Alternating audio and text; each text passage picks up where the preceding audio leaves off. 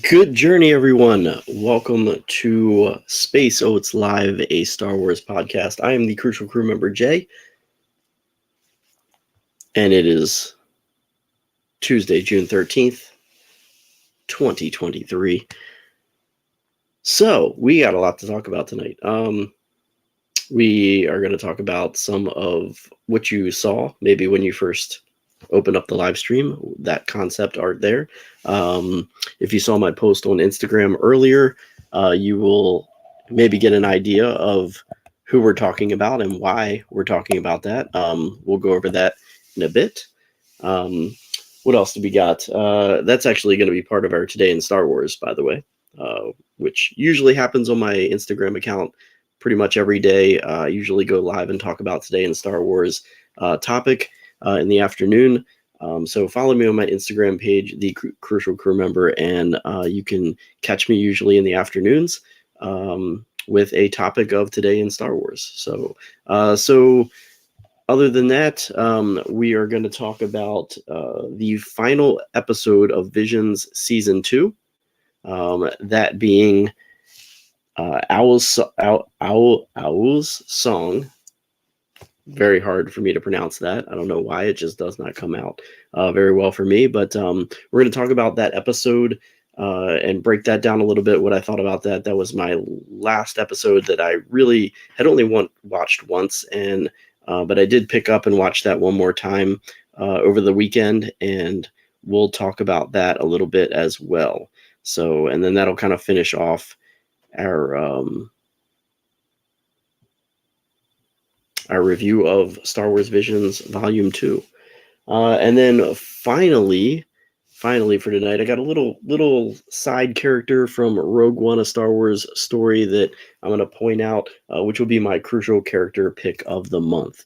So let's get this rolling. So if you didn't realize, I'm going to go ahead and pop it back up there, actually. The concept art that I had earlier up there, which should be on the screen now, which is pretty interesting. But this is actually from an amazing artist by the name of Ralph McQuarrie. So the reason why I'm kind of throwing together some of these concept arts, drawing and so forth from Ralph McQuarrie is because today, June 13th, 1929, Ralph McQuarrie, the Star Wars concept artist. I mean, there were other Star Wars concept artists, but I mean, he is the one that made Star Wars happen. It if it weren't for him and his drawings, we may never have Star Wars because of what he did. So, but Ralph McQuarrie was born today in 1929, June 13th. So, so we're going to kind of run down some favorites of mine, that being Ralph McQuarrie's concept arts. Or concept art paintings, basically, which sold Star Wars.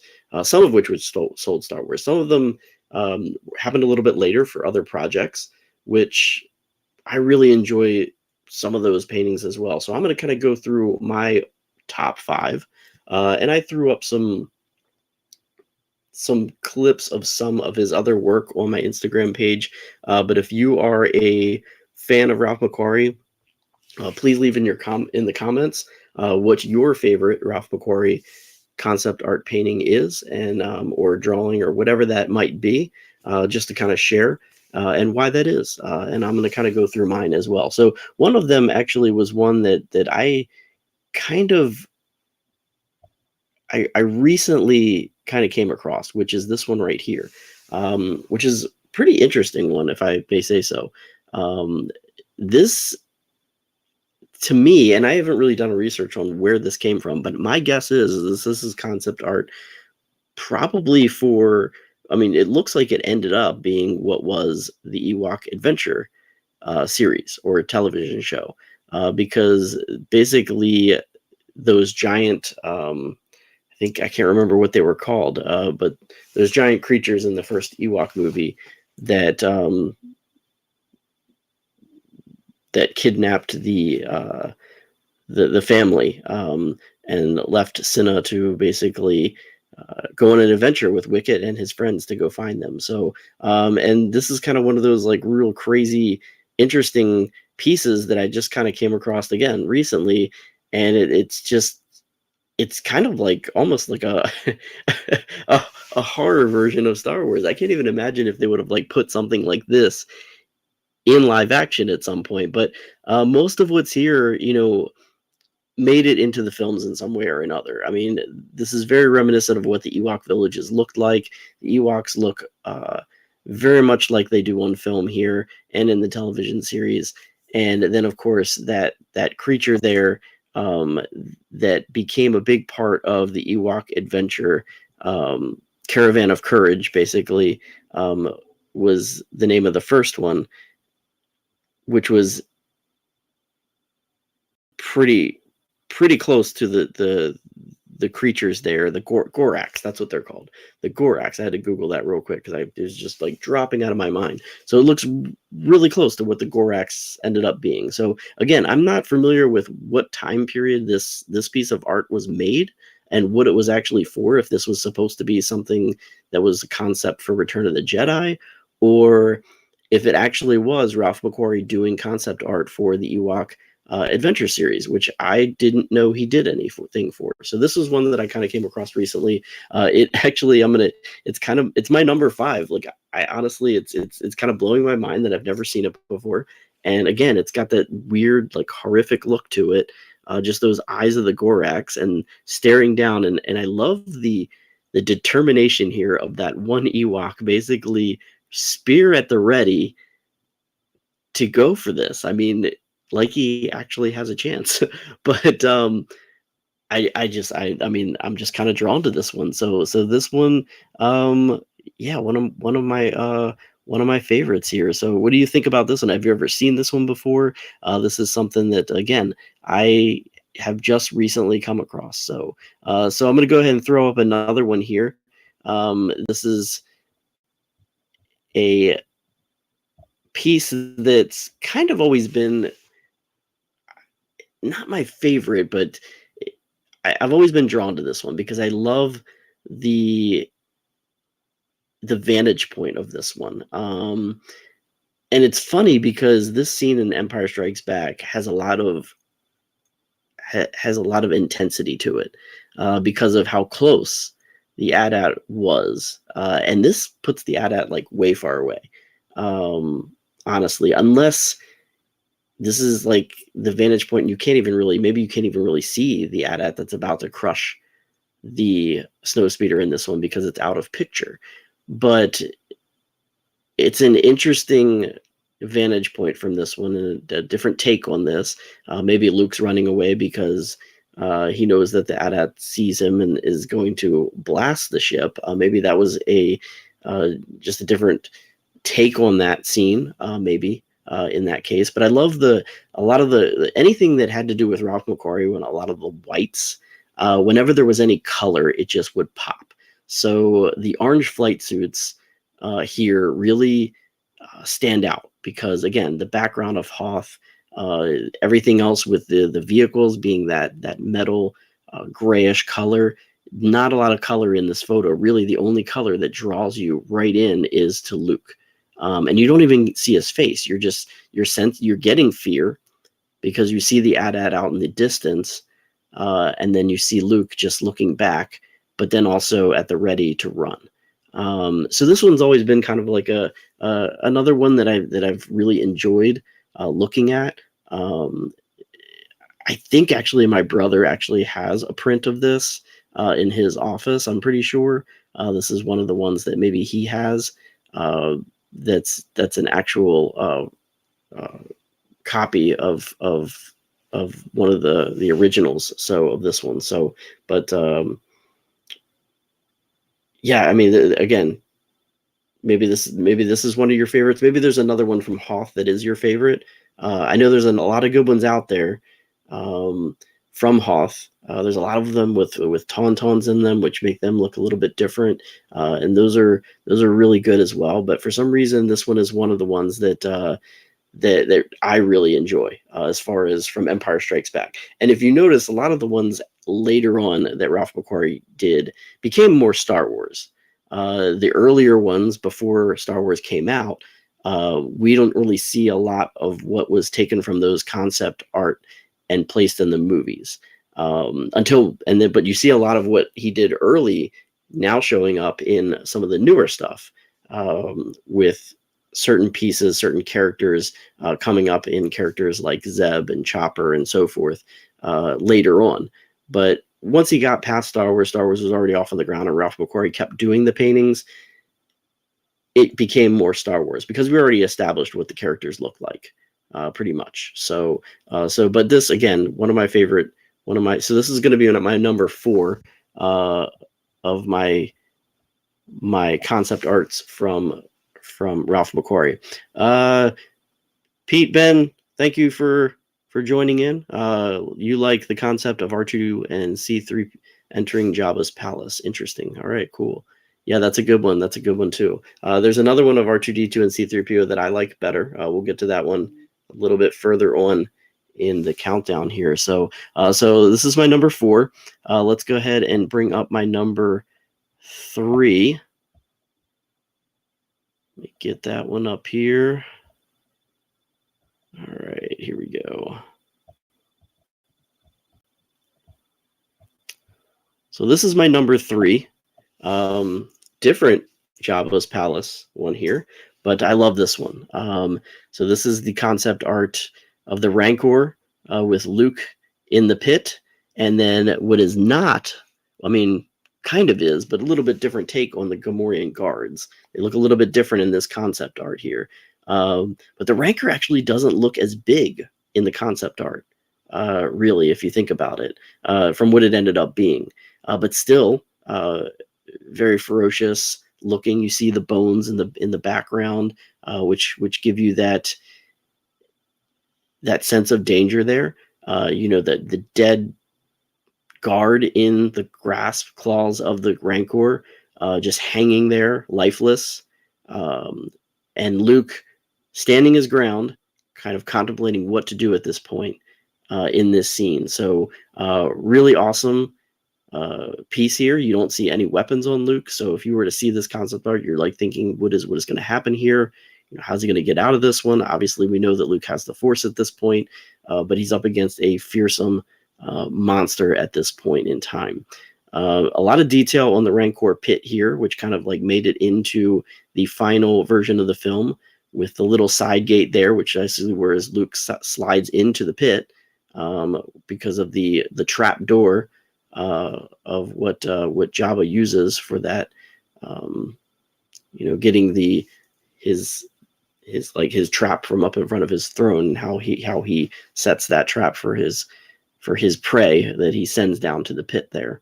But I love this one. I love honestly, not much color going on here, but I love the coloring in this one.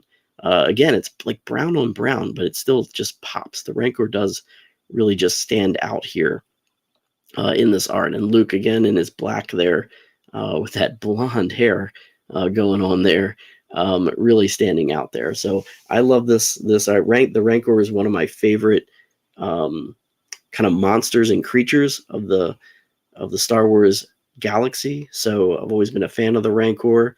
One of the little toys that I never had was a Rancor. My neighbor had it, but I never acquired it. So that's something that has always been a favorite of mine. But I love Jabba's palace and everything about it, all the creatures and everything. So that's always been something a favorite of mine. So that's my number 3. Let's move on to number 2. My number 2 is going to be this one right here. Oh, did I not? There we go. So Cloud City concept art.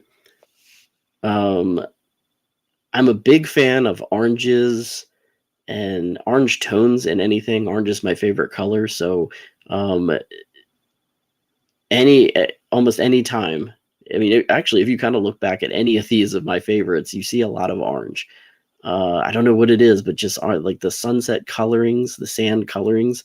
I'm a big fan of that. So I didn't even realize that until I'm like going through this, but like I'm really drawn to orange tones in art. So this is, again, one of my favorites, The City in the Clouds. I mean, to imagine what this was going to look like,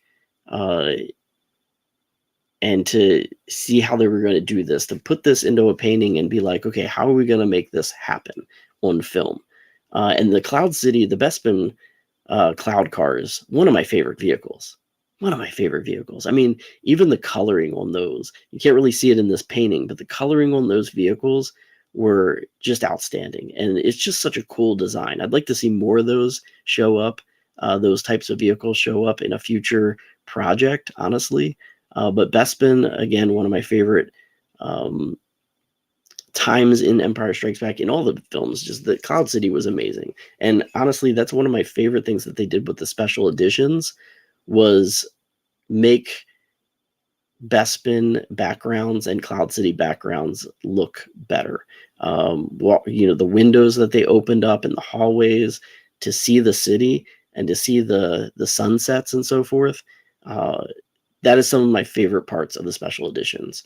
Came from Empire Strikes Back, and also mostly the end of the film being Cloud City. So Pete's saying that's my top 5 for sure.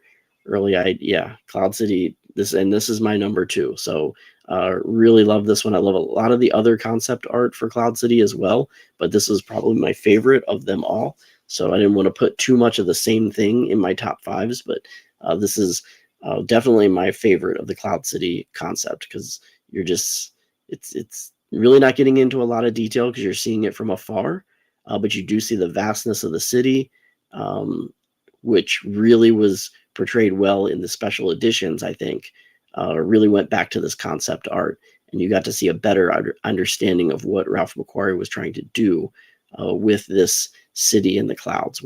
And of course, I just have to throw this in there. Bespin on Star Wars, on the Halcyon, one of the best planets. What a great view from the bridge to look out and see Bespin. One of my favorite times to be on the Halcyon was at night, at the end of the first evening, to go out on that bridge to see Bespin.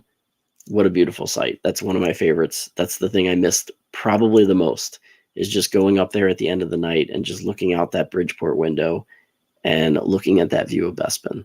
So pretty amazing. If you like orange, the concept of the cave with Vader and Luke in front of Palpatine, yeah, honestly, that one is right up there for me. And honestly, I was doing this a while back, and I had that actually as my number 5 when I came across that Ewok one. And the Gorax. So that really just knocked out of my top 5. But I do love that one. That is a really great one as well. That original concept art of Vader, Luke in front of Palpatine's throne, in basically what came to be Mustafar, which is what it was supposed to be in Return of the Jedi. Was supposed to be on a lava planet, but and then we ended up going to kind of see that battle take place with Anakin and Obi-Wan in Revenge of the Sith. So another one of those really cool throwbacks of using Ralph McQuarrie's art later on, when George Lucas didn't really take the full concept from his painting and use it in the films. So, but he eventually did. And as I said before, we've seen that happen time and time again with certain characters being reused later on, even now, which is really awesome. I love that Ralph McQuarrie is still making an impression on what we see as far as the Star Wars films, TV series, and so forth, again and again.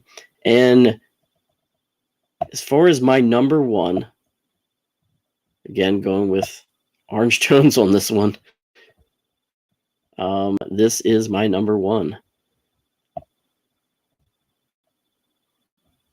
My favorite Ralph McQuarrie photo or drawing is this one right here. This was one of the earliest paintings of Ralph McQuarrie. This was one of the ones that was used to basically pitch the idea to Fox of what this film, the Star Wars, was going to be about, and where the environments were going to be that they were going to go. And these are the paintings. Paintings like this one right here are what people saw and decided that, yes, we're going to fund this movie to be made. And out of all of the original ones, this is my favorite. This is an amazing concept art. So simple, so otherworldly. You can just imagine what people were thinking when they saw this. This design, which became to be C-3PO and R2-D2. The C-3PO actually looking a lot like some other droids and some other sci-fi movies of the time. Looks a lot more human than he ended up being, but still very much C-3PO. You can still see a lot of him there. That one was on a Hot Wheels card. Yeah, it was. I do remember that. Do I have that Hot Wheels card? No, that's a different one I have, I think. Yeah, that's a different one I have. Yep. And then R2-D2 here. Again, I kind of brought that up a little while ago, where, you get that look of what Chopper looks like today with his arms and everything. And R2-D2 originally had those arms on the sides and everything. So again, reusing concept art from Ralph McQuarrie again today. So and then you can see the little escape pod in the background there. Obviously, this is Tatooine. Became very much what we saw on screen as well. And yeah, you see the otherworldliness of it. The two moons in the background, really just fantastic. And again, one of my this is going to be my favorite Ralph McQuarrie painting. Now, again, a lot of these change a lot for me over time, but as I was reflecting on this within the past week, these are the ones that I chose. Maybe you have different ones. So again, if you're watching this later, leave some comments on that. Drop some, tag me in Instagram, whatever that is, what your favorite was in honor of Ralph McQuarrie today. Again, Ralph McQuarrie today,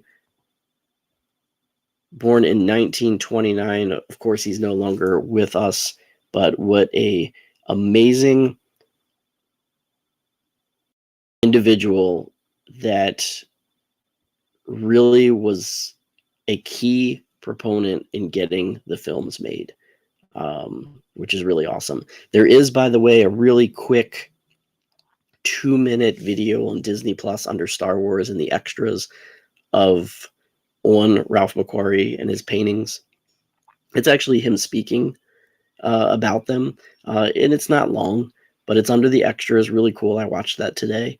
and you get to go through and see some of the concept art as well in that little brief excerpt video from Star Wars. So hit that up on Disney Plus. It's a really cool little piece, and watch that today in honor of our amazing friend Ralph McQuarrie, who brought us these amazing concept art for Star Wars, Empire Strikes Back, Return of the Jedi, and the inspiration for so much more in Star Wars. So really, really awesome there.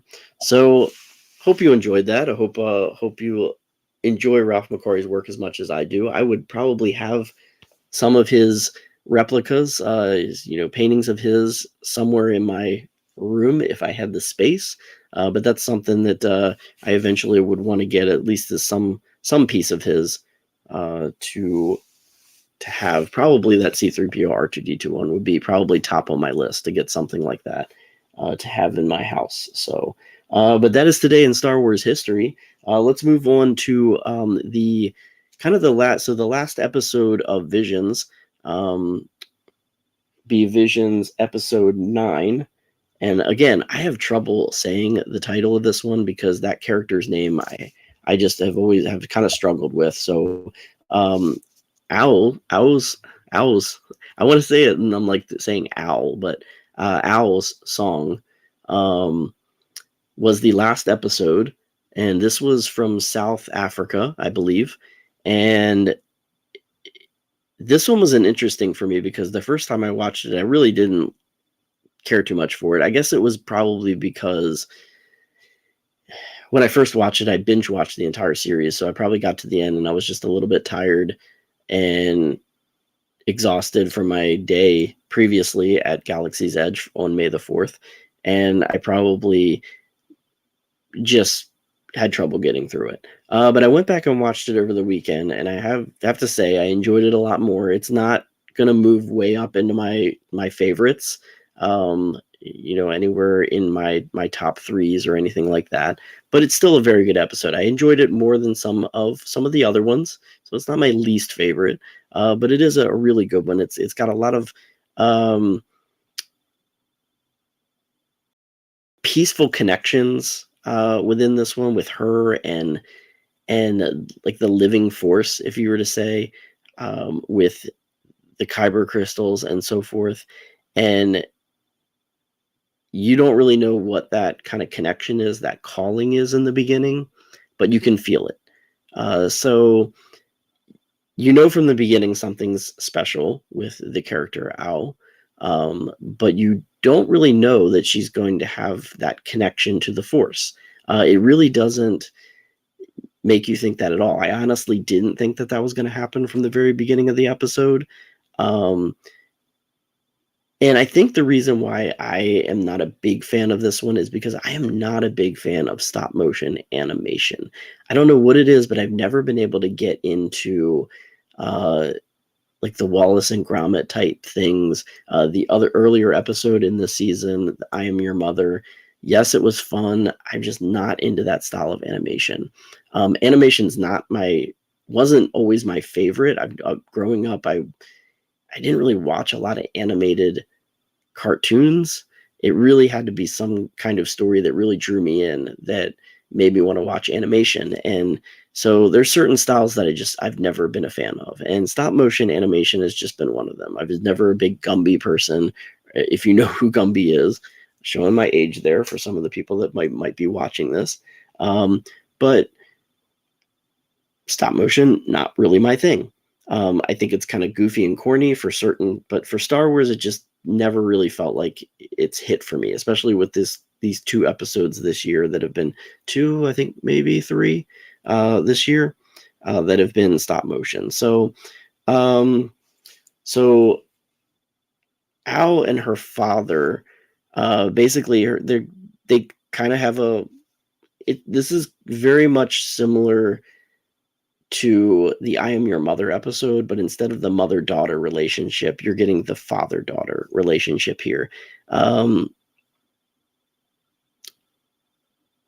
So obviously they're on this planet and they're mining kyber crystals, And Al wants to kind of get involved with this and kind of spy on why these kyber crystals are being mined. And so her father is really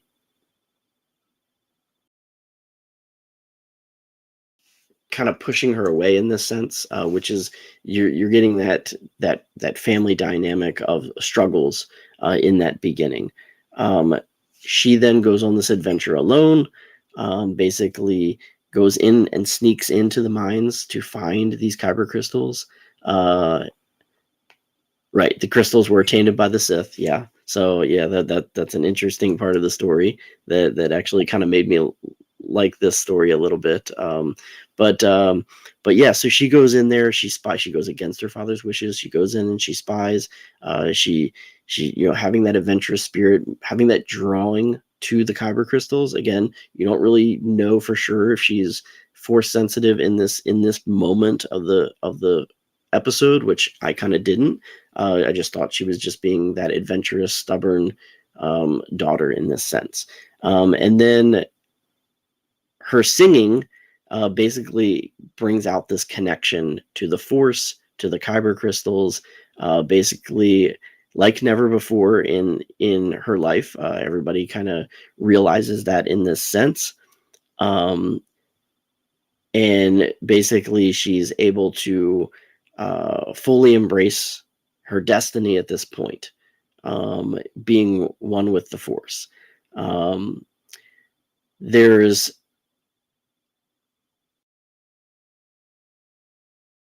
a revelation here that she's basically going to take a new path in life, which has been a familiar tone of so many episodes this year, where somebody's gone on a new path in life, leaving their family. That's been a big tone. I don't know what it is. And all of these different writers that didn't collaborate all took these similar paths, which is interesting, of answering a different call in life and basically going on a different path and having to choose to leave family, which is very interesting. And then also at the end, which is really interesting, because all throughout the episode, she never speaks.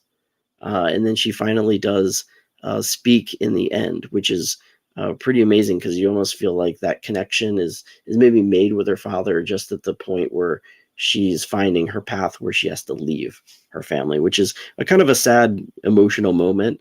But really kind of showing that she's found her voice in a way, not by actually hearing her physically speak, but also finding her voice in that she's found who she really is, and her rightful path in life. So, but yeah, her voice ends up being a strong part of the Force, with a connection to those kyber crystals, as being mentioned here, where they're able to purify them, and cleanse them of this tainted Sith bloodlust that they have within these crystals. So a pretty amazing ending to that one. Pretty cool. I love that one. She takes that path. She goes on that path of becoming, a Jedi, which is really awesome. So I ended up really enjoying it. Again, that was the second time I watched it. First time, didn't have a lot of, good thoughts on that one. But the second time I watched it, I enjoyed it a lot better, which happened to me with a lot of the episodes. So again, sometimes you just got to watch something twice, and you come out with a different perspective on it a second time, or just refreshed. It's hard to binge watch for me. I've never really been a binge watcher, but again, anytime anything Star Wars comes out, I'm going to watch it, all of it at the same time. And, when I get through all of that, and I even had less interest when I started watching the Young Jedi Adventures. So I know when I go back and I watch them, as I have already, I'm going to enjoy those a little bit more as well. So that was the last episode of Star Wars Visions Season 2. Episode 9 it was, Owl's Song. Maybe you enjoyed it for different reasons. Maybe you didn't enjoy it. That's totally fine. Everybody has their own feelings towards certain Star Wars stories, and that's totally okay. Again, it wasn't my favorite, but I still enjoyed it. It's Star Wars for me. So yeah, so that was the last episode. Not sure if I'm going to review anything next week. Still haven't really decided, now that I'm done with the visions, what I'm going to talk about after that. But also, just a quick tip, quick little point here before I move on to my last thing for the night. I am not going to be available next Tuesday.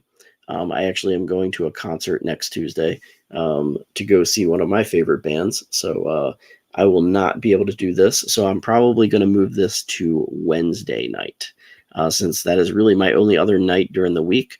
It'll probably be at the same time, 10 o'clock, but it'll be Wednesday night instead of Tuesday night next week. So when I throw that up, as far as scheduling, you're going to see that is when it hits. So again, not going to be Tuesday night, and I'll probably remind everybody as I get closer, but I will not be available. I'm going to a concert next Tuesday, and I will not obviously be available, since I will be listening to some awesome music and having a great time with that. So my last thing for tonight is my crucial character pick of the, not really the month anymore, because I'm going to do 2 a month now, but my crucial character pick of the week, going into Rogue One, A Star Wars Story. And again, these are characters that are very, very minor characters, maybe having a brief moment in Star Wars. Maybe it's all in the way they look. Maybe it's a little hidden little secret that I found out about this character that just kind of made me think, oh, that's a pretty cool little standout character. Kind of wanting a little bit more from that character, learning a little bit more about that character, or maybe I just liked the look of that character. Maybe it was a droid or a creature that I really liked, and yeah. So in watching Rogue One, A Star Wars Story, one of my favorite parts of the movie, honestly, is kind of really looking at Yavin 4 base. Yavin 4 base, again, familiar area there because it was in the original movie, A New Hope, and kind of going back there and seeing it right before everything that happens from what we first knew about Yavin 4, and seeing that base at a slightly different time, not too much earlier.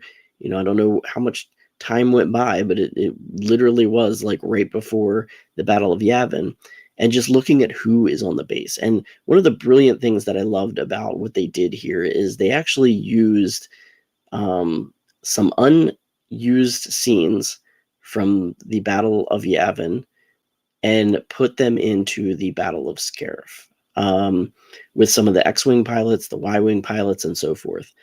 The character that I actually kind of picked is a droid. And it's a droid of a character that was with a character that was actually in both battles, Battle of Scarif and Battle of Yavin, part of Gold Squadron. And so there's a lot of cool droids out there. And I love a lot of them. I mean, I love Chopper.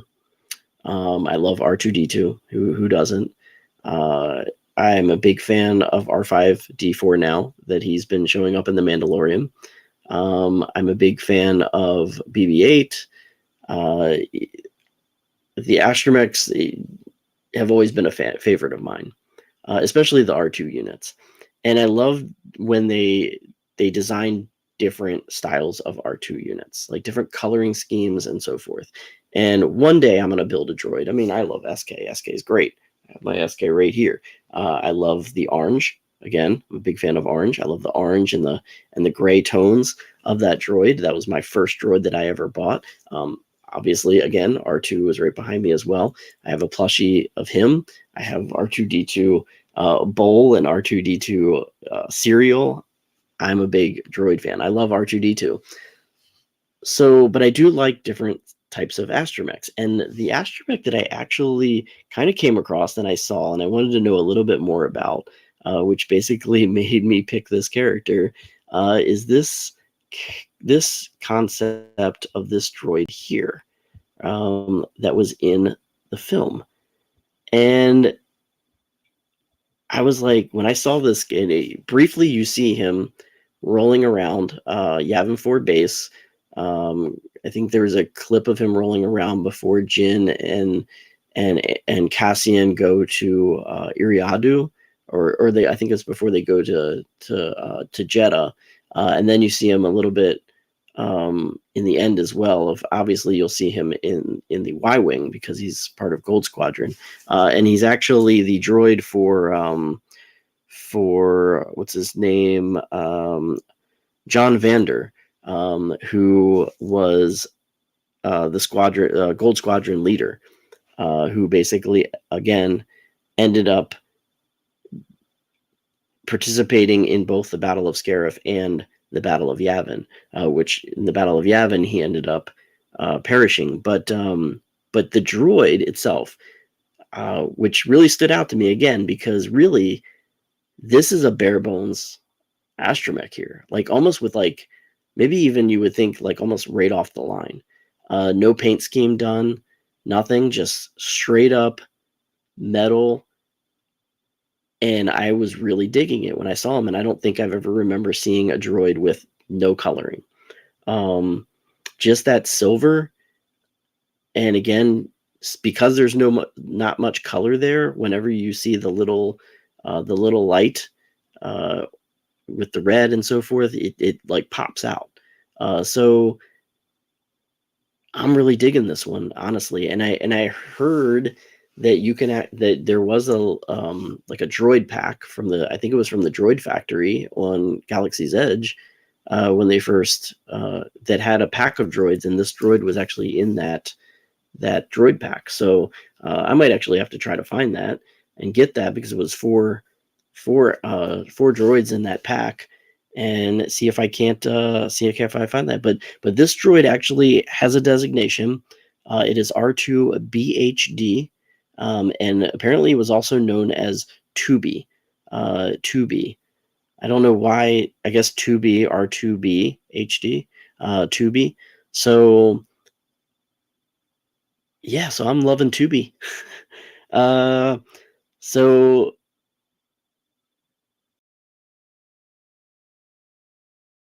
yeah, so now the interesting thing is I don't really know. I want to go back and watch A New Hope, because I want to see if it's the same droid in there, because even though John Vander was in both battles, I don't know if this droid, if the same type of droid is in his Y-Wing, or if you can tell from looking at it. So but that's something I'm going to go back and watch. Like I said, again, there is merchandise available from R2 BHD, so that's something that they do have out there, which I'm gonna again try to find.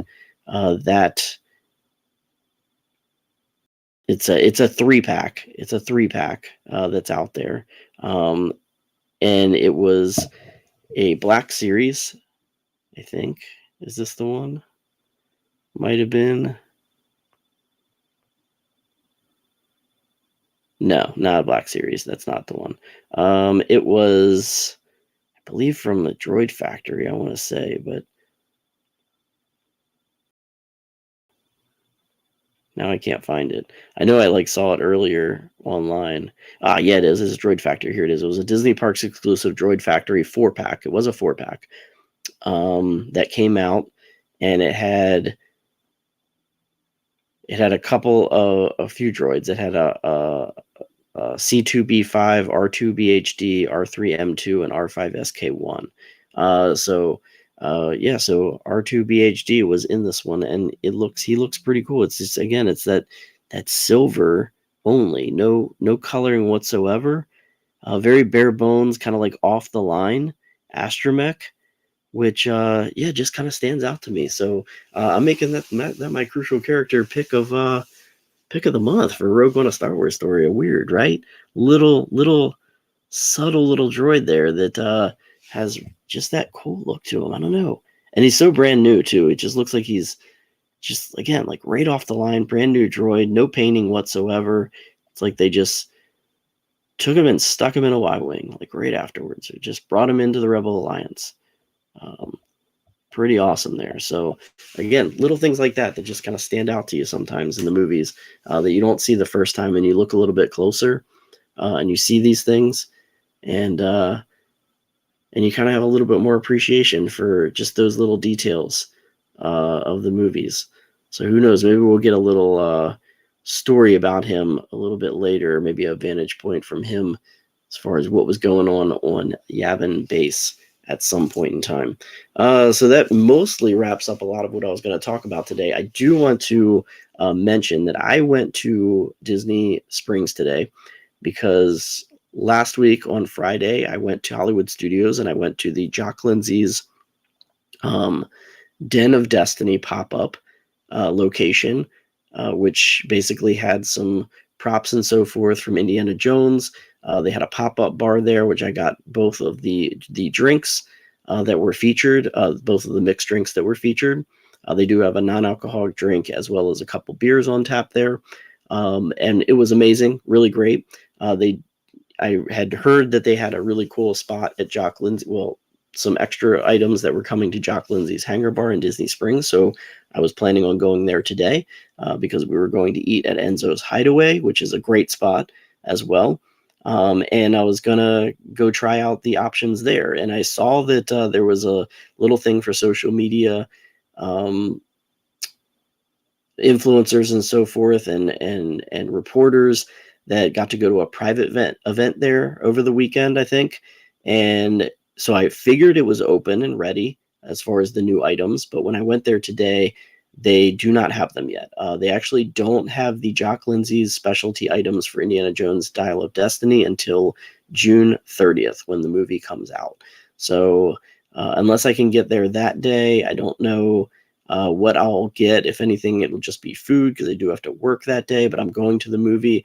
But I don't know if I'm going to be able to get there that day. So I might have to hold off and wait until like the first week of July to possibly go there, which would be, that would be like July 3rd, I think, or July 4th. Oh my gosh, no, that'll be July 4th that I'm off, and that'll be a holiday. I don't know. We'll see. We'll see if I get down there then. But they apparently, as I said before, I think everything's going to be only available until August 15th at these locations. So real quick. Surprising that they're not going to do a little bit more at Jock Lindsey's for a longer time. But yeah, so hopefully I can get there and get those items at some point. So, but yeah, not available yet, and not until June 30th, unfortunately. So I know I had said that they were available now earlier in some of my posts in Instagram, but no go right now. So hit up Hollywood Studios, go to Indiana Jones Den of Destiny, get some of the items there. If you can, if you're here before the end of the month. If not, if you're here after June 30th or here on June 30th or afterwards, and you're here before August 15th, go to both of them, and I'll let you know what I think about the Jock Lindsey's items. I did go to, I mean, obviously I wasn't going to leave Jock Lindsey's. I was already there. So I got the Poncho Margarita, which is amazing. And again, like I said, we headed over to Enzo's Hideaway, which is a great spot at Disney Springs. Really cool Prohibition themed bar restaurant area, and some great food there. So if you've never tried that, that is a go-to as well. Just so everyone knows what the Crucial Crew member is drinking tonight, it is Whistle Pig. I'm a big fan of Whistle Pig whiskey. This is their Piggyback 6-year bourbon and 100 proof, and it's amazing. Whistle Pig, one of my favorite whiskeys, and this is a definite go-to of mine. So if you've never had Whistle Pig, I highly recommend it if you're a whiskey drinker. To Buite, right? So that is about it for tonight. Thank you all for joining in.